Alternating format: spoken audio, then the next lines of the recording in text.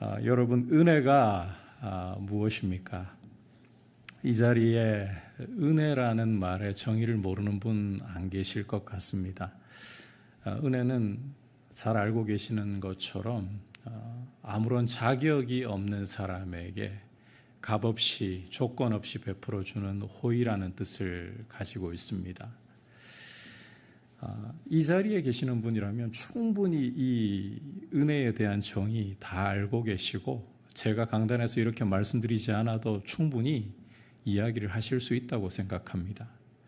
그런데 이렇게 이 은혜에 대해서 정의를 알고 있다고 해서 은혜라는 게 이런 거지라고 말로 표현할 수 있다고 해서 은혜를 우리가 제대로 다 알고 그 은혜를 삶 속에서 이해하고 있는 모습으로 살아갈까? 그렇게 은혜대로 살아가고 있는 분들도 계시지만 오늘 우리 한국교회가 보여주고 있는 현실은 은혜를 머리로는 이해를 해도 정의를 이해해도 생각처럼 잘 모르고 있다. 이 은혜가 그 무의식 속에서 나오는 은혜에 대한 우리의 삶의 정의가 은혜라고 하면 왠지 모르게 무슨 일을 해도 너그럽게 괜찮아. 어떤 일을 해도 괜찮아. 이렇게 용납하고 마음대로 하는 것에 대해서 어떤 핑계와 구실을 제공하는 그러한 정의로 이게 우리 머리가 몰라서가 아닙니다. 우리 무의식에서부터 그렇게 올라오고 있는 경우가 참 많지 않은가. 이런 걸 사실 우리는 값싼 은혜라고 부르죠. 오늘은 여러분과 함께 이 디도서의 말씀을 통해서 은혜에 대해서 잘 알고 있지만 은혜에 대해서 다시 한번 좀 되새겨 보려고 합니다. 자, 이 은혜에 대한 문맥을 우리가 좀 이해하기 위해서 디도서를 간략하게 좀 개략적으로 살펴보자면 이 디도서라는 편지는 디모데 전후서와 더불어서 바울의 목회 서신으로 불리는 편지입니다. 사도행전 21장을 여러분께서 읽어보시면 사도 바울이 3차 전도 여행 후에 예루살렘에 올라가서 유대인들의 박해 가운데에 로마군의 천부장에 의해 체포되는 장면을 읽으실 수가 있습니다. 천부장의 경우는 사도 바울이 이제 유대인들을 소욕해 하는 자로 자객으로 여기고, 왜냐하면 이 사도 바울 때문에 유대인들이 폭동이 일어나고 난리가 나니까요, 유대인들을 소욕해 하는 자객 정도로 여기고 바울을 체포합니다. 자, 그 기록으로부터 시작해서 사도행전 28장까지는 사도 바울이 어떻게 죄수로 로마에 호송되어서 로마에서 2년 동안 가택연금을 받게 되는지 그 기록을 우리에게 주고 있는데, 이걸 가리켜서 이제 바울의 1차 투옥이라고 부를 수 있습니다. 이 디도서는 사도 바울이 이제 1차 투옥에서 풀려난 후에 다시 전도 여행을 합니다. 그러던 중에 크레타 섬, 디도서의 배경이 되는 그레데라고 불리는 크레타 섬입니다. 거기에서 복음을 전해서 교회를 세우게 됩니다. 자, 그리고 그 그레데의 교회를 안정적으로 잘 세우기 위해 디도라는 일꾼을 남겨놓습니다. 이 디도는 이방인 출신인데 이 디도라는 일꾼, 오늘날로 치면 목회자에 해당하는 사람이에요. 일꾼을 남겨두고 그리고 이제 디도가 그레데의 교회를 잘 세울 수 있도록 학자들의 추정으로는 주후 63년에서 한 65년경에 마게도냐에서 이 디도서를 기록을 했다. 이렇게 추정을 하고 있습니다. 이 디도서의 내용을 간략하게 살펴보면 먼저 1장에서는 그레데 교회를 위해서, 그레데의 지역 교회들을 위해서 장로들을 세우라. 우리가 일반적으로 생각하는 장로님들이 아니고 목회자들을 세우라는 거예요. 그래서 이 목회자의 자격이 어떠해야 하는가, 이걸 기술을 하고 있고, 2장에서는 성도들이 어떠한 선한 삶을 살아야 할 것인가, 늙은 남자, 늙은 여자, 젊은 여자, 젊은 남자, 종들에 대한 선한 행실에 대한 가르침을 주고 있고, 그리고 마지막 3장에서는 이 글에 대해 보면 거짓 교사들이 들어와서 교회를 굉장히 좀 어지럽게 하고 있었습니다. 그런데 이 거짓 교사들이 유대교와 관련된 거짓 교사들이에요. 그래서 이 족보에 대한 분쟁이라든지 변론이라든지 또 율법 가지고서 교회를 굉장히 어지럽게 하고 있었습니다. 이런 문제를 바로잡고 그런 논쟁에 빠져들지 말라.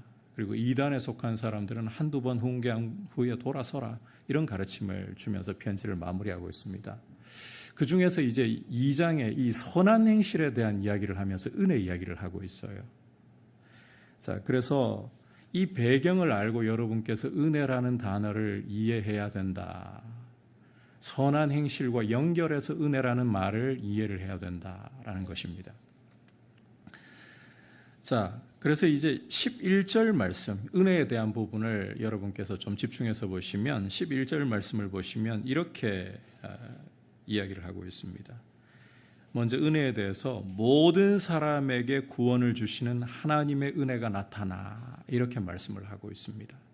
여러분, 우리가 이 은혜라는 것을 이해하려면 먼저는 우리 인생을 이해를 해야 되죠.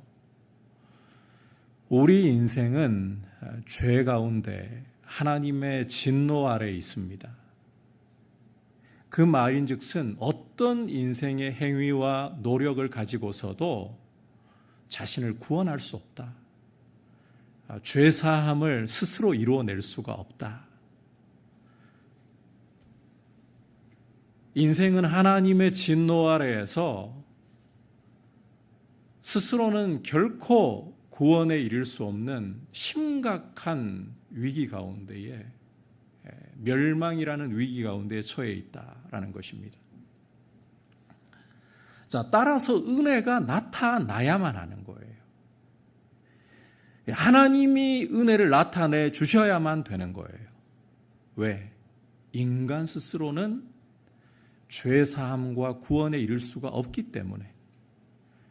자, 이렇게 하나님께서 은혜를 나타내시는 결과는 바로 죄 사함 받고 구원에 이르게 되는 것입니다. 여러분, 거듭 강조하지만 사람이 자신의 죄 사함과 구원 문제에 어떠한 기여를 하거나 보탤 수 있는 것은 전혀 없습니다. 사람이 죄 가운데 있다는 것은 여러분께서 에베소서 2장을 통해서 보실 수 있지만 영적으로 하나님과 단절되어서 죽어 있다라는 뜻이에요. 그런데 이 영적으로 죽어 있다라는 것은 그저 아무것도 하지 않고 호흡이 끊어지고 동작이 멈춘 그런 상태를 이야기하고 있는 게 아닙니다. 육체라면 그런 상태가 되겠지만 이 영적으로 죽어 있다는 것은 하나님에 대해서 적극적인 반역을 한다는 뜻이에요. 그래서 에베소서 2장에서 사도 바울은 우리 인생이 죄 가운데에서 이 세상의 풍조를 따르고 공중권세 잡은 마귀를 따르고 우리 육체와 마음이 원하는 대로 행하여 본질상 진노의 자식이 되었다. 죄 가운데 있다는 말은, 영적으로 죽었다는 말은 하나님을 적극적으로 반역하고 하나님께로부터 완전히 등을 돌려서 스스로는 절대로 하나님을 찾을 수 없고 찾지도 않는 상태 가운데 있다는 것입니다. 이런 상태에서는 하나님의 진노 외에는, 지옥이라는 형벌 외에는 인간이 받을 수 있는 것이 아무것도 없어요. 따라서 하나님의 은혜가 나타나서 우리의 어떠한 자격이나 우리의 어떠한 행위가 아니라 하나님의 은혜가 나타나서 우리에게 죄사함과 구원을 선물로 주어야만 되는 것입니다. 여러분, 구원은 오직 하나님의 은혜로만 받는 거예요. 우리의 어떠한 자격이 아닙니다. 예수 그리스도께서 우리의 죄를 그 몸으로 짊어지시고 십자가에 달려 그 피를 흘려 우리 죄를 사하시고 우리에게 구원을 마련하여 주실 때에 그걸 거저 믿음으로만 받는 거예요. 여러분, 믿음이 우리의 행위라고 자랑해서는 안 됩니다. 믿음은 마치 손과 같은 것입니다. 어떤 이 선물을 우리에게 주면 이 선물 내 것으로 삼으려면 손 내밀어 받아야 될 거 아니에요. 그처럼 하나님이 주시는 구원이라는 선물을 받는 손이 믿음일 뿐이다. 믿음이 굉장히 중요하지만 믿음이 우리의 행위가 아니라, 어떻게 이야기하면 우리 행위 맞죠. 그런데 우리의 자랑으로서의 행위가 아니라 그저 하나님의 구원의 선물을 받는 손으로서의 행위일 뿐이다. 그래서 이 구원, 이 죄사함이라는 것은 하나님의 은혜가 와서 아무런 보탬 없이, 아무런 기여 없이 그냥 누리는 거예요. 그래서 우리는 이 은혜를 생각할 때에 내가 할 게 아무것도 없고 오직 하나님이 다 십자가로 예수 그리스도의 피로 다 이루셨습니다. 그렇게 우리는 하나님의 크신 역사를 찬송하고 하나님의 일하심을 자랑하는 거예요. 여기까지 우리가 은혜에 대해서 일반적으로 잘 가지고 있어요. 그런데 여기서 멈추면 은혜를 제대로 이해하고 있는 게 아니라는 겁니다. 반쪽짜리로만 은혜를 이해하고 있다는 것입니다. 오늘 사도 바울은 디도서를 통해서 은혜에 대해서 더 이야기를 하고 있어요. 자, 여러분께서 12절 말씀을 보시면 은혜의 역할이 여기서 멈추지 않고 뭐라고 말씀하고 있습니까? 우리를 양육하시되 라고 말씀을 하고 있습니다. 여러분, 이 표현을 주목하셔야 합니다. 하나님의 은혜가 나타나서 죄 사함을 주시는 것으로 끝나지 않고 이 하나님의 은혜는 우리를 양육하신다라고 말씀을 하고 있어요. 바꿔 말하면 우리를 훈련한다라고 말씀을 하고 있는 거예요. 여러분, 은혜라고 하니까 애쓰고 노력하는 게 아무것도 없이 훈련이라는 말과는 전혀 거리가 멀고, 뭘 해도 하나님이 우리 죄 사하시고 구원하시고 자녀 삼으셨으니까 우리를 너그럽게 대하시고 우리를 좋게 좋게만 대하시고, 그게 은혜의 개념이 아닙니다, 여러분. 죄 사하시고 구원을 값없이 선물로 주시는 거 맞아요. 그런데 은혜는 그렇게만 알고 있으면 반쪽짜리인 거예요. 은혜는 우리를 훈련합니다. 오늘 여러분께서 이 예배 가운데요, 이 말씀을 통해서 가슴에 새기셨으면 하는 게 바로 이 표현이에요. 은혜가 우리를 양육하되, 은혜는 우리를 훈련합니다. 여러분, 사도 바울이 이 사실을 아주 중요하게 이야기하고 있어요. 은혜는 우리를 방치하거나 우리 마음대로 살게 하는 게 아니라 우리의 삶을 훈련하는 거예요. 세 가지 모습으로 훈련을 한다라고 말씀하고 있습니다. 먼저 12절을 보시면 경건하지 않은 것과 이 세상 정욕을 다 버리도록 훈련한다. 여러분, 하나님의 은혜가, 내가 하나님의 은혜를 받고 이 하나님의 은혜를 누리면서 살아가고 있다면 먼저는 경건하지 않은 것, 이 세상의 정욕을 버리는 모습으로 삶의 훈련이 이루어져야 됩니다. 이게 뭘 통해 나타나겠습니까? 회개를 통해 나타나는 거예요. 여러분, 이 경건하지 않은 것이라는 것은 하나님과의 관계에 방해가 되는 걸 말하는 겁니다. 하나님과의 이 관계를 경건함이라는 표현으로 성경은 이야기하고 있어요. 하나님과 연결되어 있는 것이 경건한 것이에요. 하나님과의 이 관계를 껄끄럽게 만들고 방해하는 것들이 경건하지 않은 것이에요. 이 세상 정욕이라는 것은 원래 여러분, 하나님께서 우리 육체를 유지할 수 있도록, 우리 육체가 먹어야 살잖아요, 그죠? 그리고 이 성욕이라는 것도 부부관계의 친밀함과 또 하나님의 백성을 생산하기 위해, 자녀를 생산하기 위해 주신 대를 이어서 인생을 유지하기 위한 축복이에요. 이 대표적인 욕구 두 가지만 이야기를 해보자고요. 그런데 이게 죄로 인해서 일그러져 버릴 때 사욕으로, 정욕으로 일그러질 수 있습니다. 원래는 죄가 아니에요. 우리 먹어야, 식욕이 있어야 몸을 유지할 수가 있어요. 육체를 세울 수가 있는 거예요. 그런데 이게 그 식욕이 이제 죄와 맞물리면 어떻습니까? 식탐으로 바뀌어버리죠. 성욕이 그 자체는 죄가 아니에요. 부부관계 속에서 부부의 연합을 위해, 자녀를 생산하기 위해 축복으로 주셨어요. 그러나 이것이 결혼이라는 울타리를 벗어나면서 이것은 가정을 파괴하고 관계를 파괴하는 무서운 죄로 돌변해버리죠. 이런 걸 정욕이라고 이야기하잖아요. 이런 걸 버리도록 훈련한다. 은혜가 오면 여러분 죄를 회개해야 되는 거예요. 그게 정상이에요. 죄를 회개하도록 우리를 훈련하는 거예요. 자, 두 번째로는 12절 끝부분을 보시면 신중함과 의로움과 경건함으로 이 세상을 살도록 훈련하는 겁니다. 신중함과 의로움과 경건함으로 이 세상을 살도록. 여러분, 이 세상을 살아가면서 이 세상을 우리가 그냥 아주 순진하게 대해서는 안 됩니다. 우리가 눈을 떠서 살아가고 있는 이 세상은 여러분, 죄와 마귀가 지배하고 있는 세상입니다. 마귀가 이 세상에 신노릇하면서 거짓말로서 사람들을 유린하고 온갖 거짓된 사상들로 사람들을 묶어서 지옥으로 달려가도록 만들고 있는 세상이에요.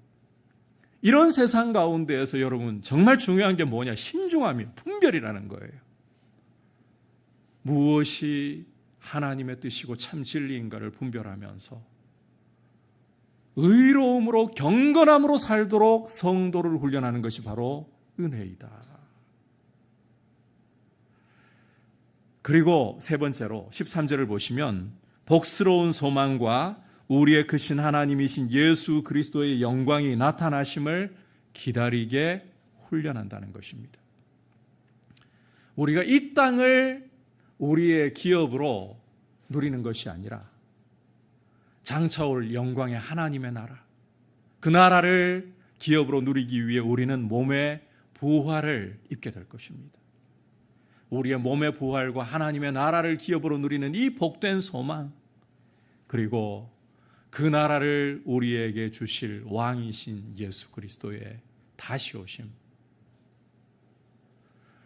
언젠가 쇠하고 썩어질 이 세상이 아니라 영광의 하나님의 나라와 그 나라의 왕이신 예수 그리스도의 다시 오심을 소망하는 모습으로 우리를 훈련한다는 거예요.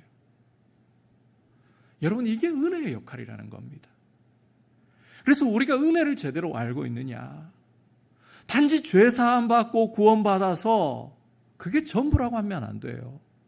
오히려 우리 안에 온갖 더러운 정욕들, 하나님과의 관계를 방해하는 경건치 않은 것들을 십자가 앞에 가지고 나아가서 날마다 회개하는 모습으로, 이 회개라는 게요,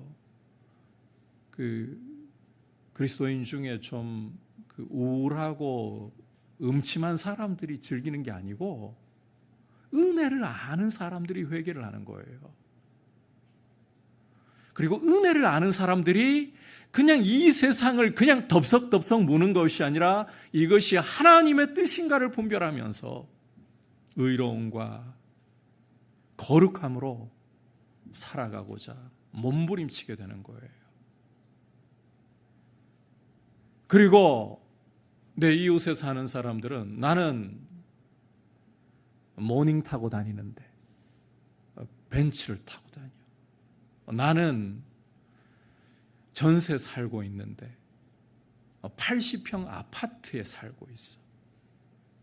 그거에 부러워서 시기와 질투, 또 내 자신을 바라볼 때에는 왜 이렇게 내 삶이 찌질한가, 이런 좌절감에 빠지는 것이 아니라 장차 나에게는 하나님의 나라가 임할 것이고 그 나라가 나의 소유가 될 것이고 그 나라의 왕이신 우리 주님이 다시 오셔서 죄와 사망 권세를 멸하시고 그 나라를 나에게 선물로 주실 그 은혜를 기대하면서 우리 주님을 사모하면서 가는 것, 이게 바로 은혜가 우리를 만들어가는 방식이라는 것입니다. 여러분, 그래서 오늘 이 표현을 여러분께 하나 남겨드리고 싶어요. 은혜는 우리를 양육한다. 은혜는 우리를 훈련한다. 은혜를 우리를 방종케 하는 것이 아니라, 방치하는 것이 아니라 우리를 훈련한다. 이걸 좀 더 우리가 알고 있는 쉬운 영어로 이야기하면 성령께서 우리를 예수를 믿을 때에 값없이 의롭다 하심, 칭의라고 부르잖아요. 그리고는 우리를 성화로 이끌어 가신다. 이런 용어로 이야기할 수 있는 거예요. 오늘 제가 여러분들에게 전한 말씀을 한 구절로 압축한 게 14절입니다. 우리 14절 같이 한번 한 목소리로 읽어보도록 하겠습니다. 시작. 그가 우리를 대신하여 자신을 주심은 모든 불법에서 우리를 속량하시고 우리를 깨끗하게 하사 선한 일을 열심히 하는 자기 백성이 되게 하려 하심이라. 자, 이 말씀을 잘 보십시오. 그가 우리를 대신하여 자신을 주심은, 이 말은 하나님의 은혜가 나타나, 이걸 표현하고 있는 거예요. 그 은혜가 나타날 때에 보시면 모든 불법에서 우리를 속량하시고 우리를 깨끗게 하사, 결과로서 죄사함, 구원, 이게 따라왔다는 겁니다. 그리고 그 다음에 선한 일을 열심히 하는 자기 백성이 되게 하려 하심이라. 이게 은혜가 우리를 양육한다라는 말이 되는 거예요. 그러므로 여러분, 이 밤에 은혜라는 말이 그냥 내가 뭘 해도 하나님 다 이해하셔, 다 괜찮다고 하셔, 그건 방종이지 은혜가 아닙니다. 죄사함 받은 후에 나를 훈련하는 것이 은혜이다. 훈련, 그러니까 정말 성령 충만하고 그 은혜를 제대로 알면 훈련이라는 용어가 아니라 그냥 알아서 되는 거죠. 아니요, 그냥 알아서 안 됩니다. 은혜는 우리를 훈련합니다. 훈련을 통해서 우리를 하나님의 거룩한 백성으로 빚어가는 것입니다. 따라서 훈련한다. 은혜는 훈련한다. 이걸 오늘 이 밤에 가슴에 새기시고, 은혜가 나에게 담비와 같이 임하고 있다면 회개할 마음이 일어나는 거예요. 은혜가 임하고 있다면 분별하려고 합니다. 내가 지금 하려고 하는 일이 주님을 기쁘시게 하는 것일까? 의로움과 경건함으로, 거룩함으로 살고자 하는 모습일까? 이런 고민을 하게 됩니다. 영적인 씨름과 거룩함을 지키기 위한 싸움을 하게 만듭니다. 이 사실을 기억하면서 우리가 그리스도인답게 우리의 삶을 주님 앞에 한 걸음 한 걸음 드릴 수 있기를 축복합니다.